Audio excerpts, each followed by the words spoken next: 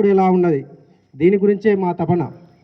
తెలంగాణ బొగ్గని కార్మిక సంఘం ఉన్నప్పుడు గత 15 సంవత్సరాలు కూడా ఏ కార్మికుడు ఏ సమస్య అడిగినా కానీ ఫిట్ల మీద, జిఎం ఆఫీసుల మీద, కార్పొరేట్ల మీద, కార్పొరేట్ సమస్యల మీద అప్పటికప్పుడు సమస్యలు పరిష్కరించి ఎన్నో గొప్ప గొప్ప హక్కులను ఇవాళ గౌరవ ముఖ్యమంత్రి కేసీఆర్ ద్వారా మరి మా అధ్యక్షులు శ్రీ మిర్యాల రాజిరెడ్డి ద్వారా ఎన్నో హక్కులను ఇలా మీ ముందుకు తీసుకొచ్చాము. ఆ హక్కులను కొనసాగించలేక ఛాతికిలబడ్డ గుర్తింపు సంఘాలు మరి ప్రాతినిధ్య సంఘాలకు మరి మీ మనసులో ఏముందో మాకు తెలియదు, కానీ తెలుసు కార్మికులు ఏం మాట్లాడుకుంటారు, ఏం చేస్తున్నారు అవన్నీ కూడా తెలుసు మాకు. కానీ ఆ హక్కులను మీరు కొనసాగించలేకపోతున్నారు.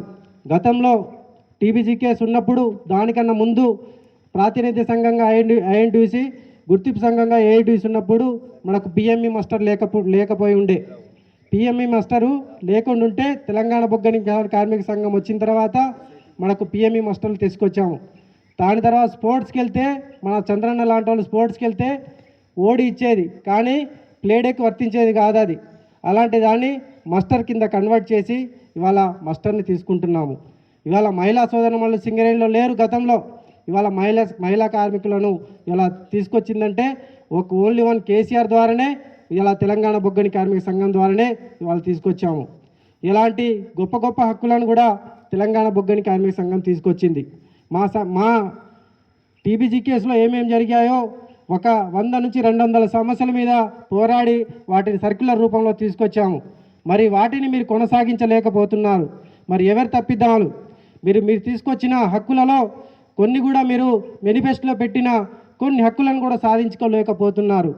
ఆ తప్పిదాలను మీరు గుర్తింపు సంఘంగా, ప్రాతినిధ్య సంఘంగా మీరు ఏం మేనేజ్మెంట్తో ఏం మాట్లాడుతున్నారు? మాట్లాడడం పోని కనీసం కార్మికుల సమస్యలపైన మీద పోరాడలేకపోతున్నారు. కార్మికులను ధైర్యం కూడా చెప్పలేకపోతున్నారు. మరి ఇంత ఉండి కూడా మరి మీరేం చేస్తున్నారు?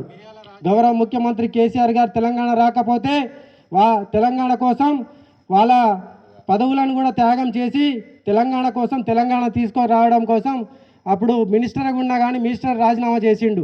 మరి మీరు ప్రాతినిధ్య సంఘంగా, గుర్తింపు సంఘంగా మీరు మా మెడికల్ బోర్డు రావడానికి మీరు ఈరోజు రాజీనామా చేయండి. మీకు దమ్ము ధైర్యం ఉంటే రాజీనామా చేసి ముందుకు రండి. ఆ హక్కులు ఎందుకు రావో చూడండి.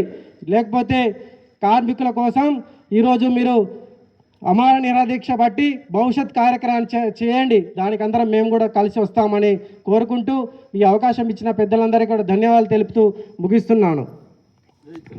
జై తెలంగాణ.